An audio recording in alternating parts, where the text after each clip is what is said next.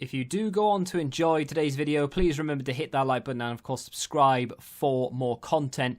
And if you need any coins for Ultimate Team to get a head start on the game, head to the link in the description. Use the code TVM for a discount at checkout. What is going on, guys? Tivim here. Welcome back to a brand new player review. Today, Sissoko, 79 rated and still has a price tag of around 30 to 40,000 coins.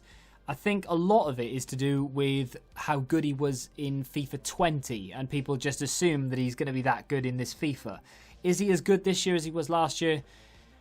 I mean, to be honest, last year, I didn't even think he was that good. You know, like, don't get me wrong, I knew he was decent and a little bit better than his rating suggested, but I just didn't see the hype that everybody else saw. This year, I've been using him in Weekend League because I packed him untradeable, and he's been alright. He's been a little bit like, when he does something, he does it well, and then most of the other time he's just sort of there, more of a deterrent than anything else. Like, you look at him and you see a 6'2" frame, and you think, yeah, I'm going to try and avoid that and go round. So I suppose in a way he does do his job because people don't try and go through him.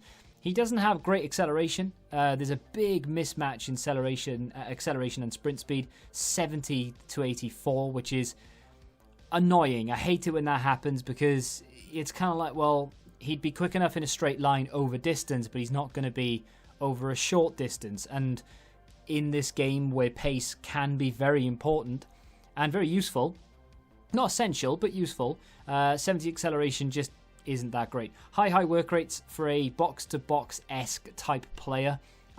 It's good, but I'm not really using him as a box-to-box. 4-2-3-1 is my formation of choice, and he is told to stay back while attacking, cut passing lanes, and cover center. That was the other one.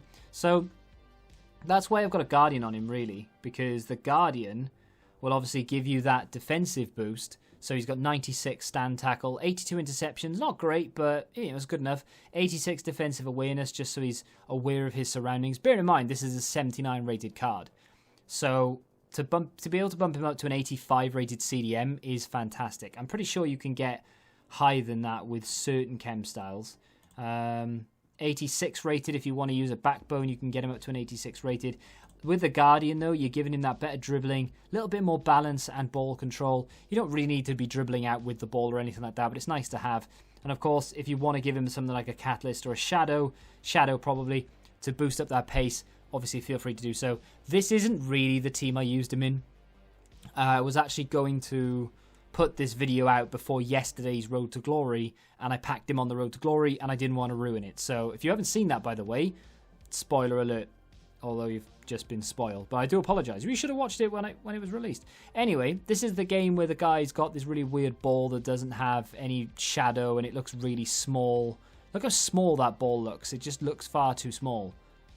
It was really off-putting. I much prefer to be able to have my own ball. Talked about this in a video yesterday.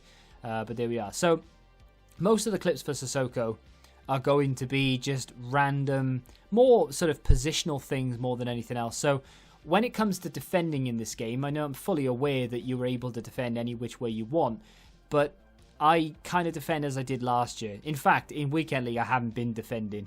I've just been trying to score one more than my opponent, regardless of how many they score. One of my games earlier finished 7-6 to my opponent because I've just done away with defending. I give up. I can't do it, so I'm just going to try and score. So that's my mentality at the moment. But in these games in particular, I am trying to defend. And Sissoko's very good at cutting off the passing lane. He's quite quick on the jockey, which did surprise me a little bit given his height and the fact that he has almost no agility whatsoever. I mean, 64 agility, 58 balance. It's absolutely horrific. So I was a little bit concerned going into it that he wouldn't have the agility that I need. He felt a little bit quick as well, actually, like not super fast, but just fast enough to be able to move into position, jockey and what have you. So yeah, it's all right. I mean, why is the card as expensive as he is? I honestly think it's got something to do with last year's FIFA. I said this at the beginning of the video. I can't imagine that people have tried him out and have said, oh, he's that good, we need to be spending 40,000 coins on him, because he's just not a 40k player. If you pack him, sell him straight away. He is, I would imagine, quite common in packs, really, because he's a 79 rated card. Why wouldn't he be common in packs? He's good, but he just lacks a lot of what you'd like to have in a CDM. Now, next to him at the moment, I'm running Fred. Now, there are several similarities between the two in terms of like strength and mobility and whatever, because even though, like I said, Sissoko isn't he's not short, he's not agile, but on the jockey feels quite quick. Fred is exactly the same. He feels quick on the jockey, but you'd expect him to because he's like 5'9" or something with much higher agility. But they are both pretty good at CDM, that CDM role. I'm not sure how much Fred actually costs these days, because Fred was quite expensive when the game I was going to say first came out. It's only been out technically about a week. But yeah, so Fred is half the price. And in my opinion, Fred is the better player of the two. Although it does kind of depend what type of CDM you want. A much stronger, because Fred doesn't have the strength, but he does feel quite robust. It's a weird one. But Sissoko does feel very, very strong. Can lunge in and reach things because obviously he's got that height. Like I said, he's got the strength, he's got the build. And he doesn't have the balance, but he does stay on his feet quite a lot. I wouldn't really be worried too much about him being pushed off the board or falling over or anything like that. He is very good in that sort of position. If you pack him untradeable, you're laughing. But if you've got coins to go and spend money on another CDM or another player, you've got quite a few options. Like that Tonali card, for example, the ones to watch.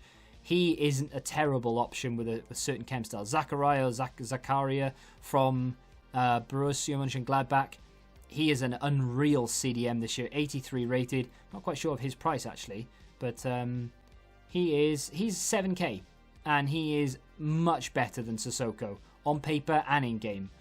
Fred is a decent option as well. There are plenty of players out there you could use instead of Sissoko. Now, I'm not saying that you shouldn't try him, because I feel like until you actually try him, you're not going to know whether you like him or not. And it's the same with most players and even reviews. It's just a rule of thumb. It's not me saying this guy's bad, this guy's great, and this will be your experience.